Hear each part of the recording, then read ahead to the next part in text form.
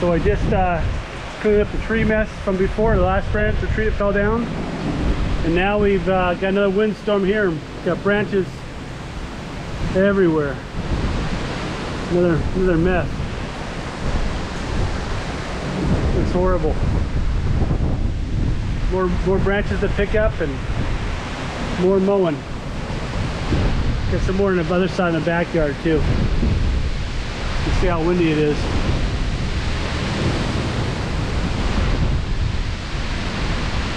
Supposed to be, I think, 80-mile-an-hour winds or so.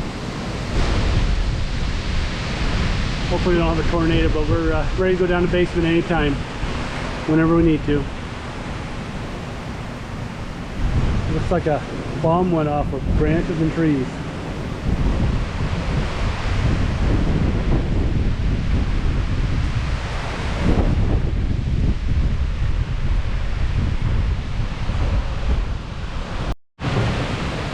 Got more stuff down, more branches, cans thrown around, cans over there,